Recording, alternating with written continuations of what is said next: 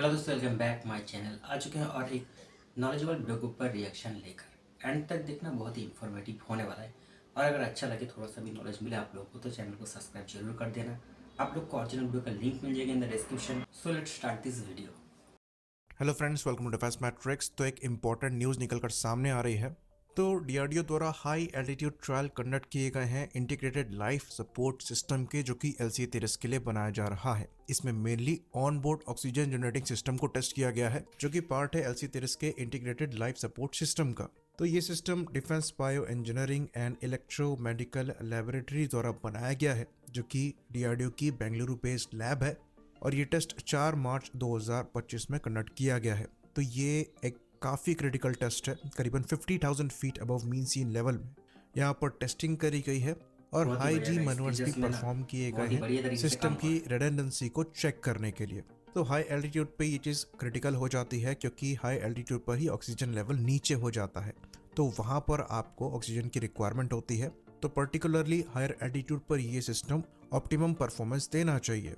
तो performance evaluation में oxygen concentration को चेक किया गया, डिमांड ब्रीदिंग को चेक किया गया, अवेलेबिलिटी ऑफ 100% ऑक्सीजन देखी गई, साथ ही साथ एरोबैटिक मैनूवर्स परफॉर्म करते हुए फुल फंक्शनैलिटी टेस्टिंग जो है उसको किया गया।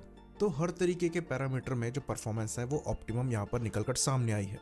तो इस सिस्टम को पहले ही फ्लाइट क्लियरेंस दे दिया गया था और अब यहाँ पर जो स्पेसिफाइड पैरामीटर्स हैं उनको भी सक्सेसफुली मीट कर लिया गया है।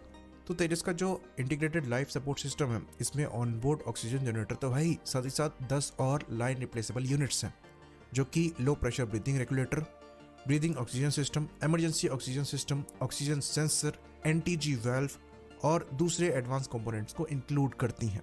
तो इनकी मैन्युफैक्चरिंग जो है ये L&T द्वारा करी जाती है, जो कि प्रोडक्शन पार्टनर भी हैं। साथ ही साथ ये चीज़ भी यहाँ पर क्लियरली मेंशन करी गई है कि सिमिलर सिस्टम को मॉडिफाई करके MiG-29 के जैसे प्लेटफॉर्म में भी लगाया जा सकता है। तो ये एक्चुअली काफ़ी क्रिटिकल टेक्नोलॉजी है और इन सिस्टम के आइट्रेशन को हम देखेंगे तेजस मार्क 2 में और AMCA में भी।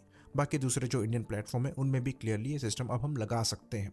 तो अब सवाल यहाँ पर उठता है कि ये सिस्टम इतने ज़रूरी क्यों है। तो ये चीज़ हम आपको बता दें कि डिफरेंट एल्टीट्यूड के साथ पायलट को सर्वाइविंग के लिए ऑक्सीजन की रिक्वायरमेंट होती है, जिसके लिए लिक्विड सिलेंडर जो है ये कैरी किए जाते हैं अलग से। तो इनमें लिमिटेड ऑक्सीजन कैरिंग कैपेसिटी होती है। तो अगर आपको प्रोलॉन्ग मिशन करने हैं, जिसके लिए आप ड्रॉप टैंक्स कैरी कर सकते हैं, multiple air to air refilling कर सकते हैं, लेकिन अगर आपके पास ऑक्सीजन की सप्लाई लिमिटेड है तो मिशन एंड्योरेंस लिमिटेड हो जाती है। तो लंबे मिशंस के लिए भले ही आप यहाँ पर ड्रॉप टैंक कैरी करें या फिर मल्टीपल रिफ्यूलिंग कर लें, लेकिन अगर ऑक्सीजन की सप्लाई सफिशिएंट नहीं है तो आप एयरक्राफ्ट को लंबे समय के लिए फ्लाई नहीं कर सकते। और यही चीज़ ऑनबोर्ड ऑक्सीजन जनरेटिंग सिस्टम द्वारा इंश्योर करी जाती है।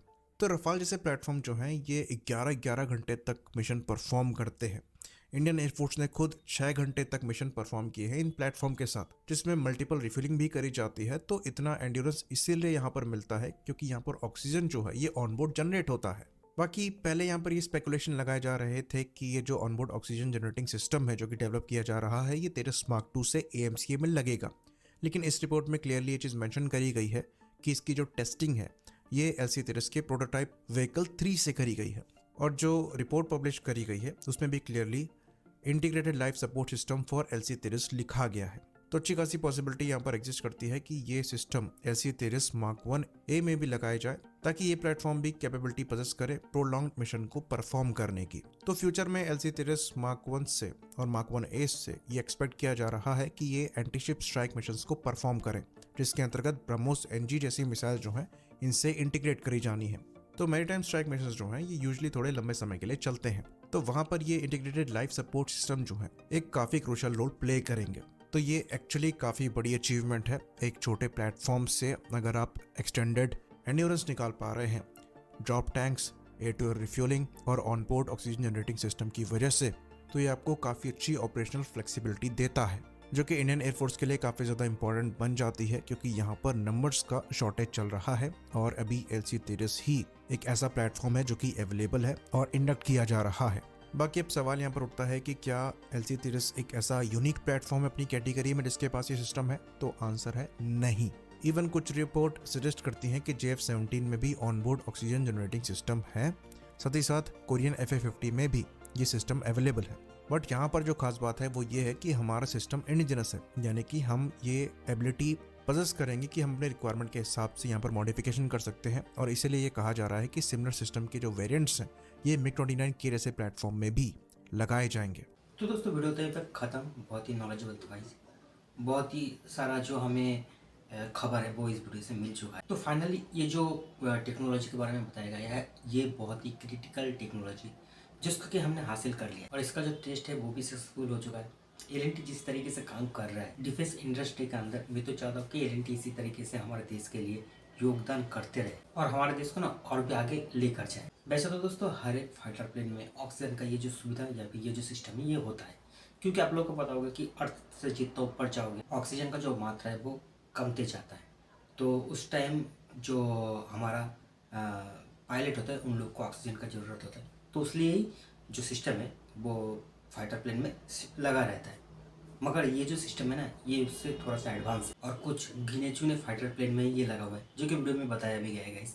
अब नंबर है हमारा और ये जो न्यूज़ निकल का है, ये जो अपडेट निकल का है गाइस बहुत ही बढ़िया। ऊपर से दोस्तों ये हमारा खुद का बना हुआ है, मतलब समझते हो किसी दूसरे देशों के पास हमें और हाथ फैलाना पड़ेगा ही नहीं। और फाइटर प्लेन में लग जाने के बाद दोस्तों 11 से 12 घंटे ऑपरेशन कर पाएंगे हमारे फाइटर पायलट्स। क्या बताऊँ गाइस, मुझे इतना अच्छा लग रहा है, इतना खुशी हो रहा है कि हमने इतना एक क्रिटिकल जो टेक्नोलॉजी उसको बनाकर रेडी कर लिया है, वो भी हमारा खुद का।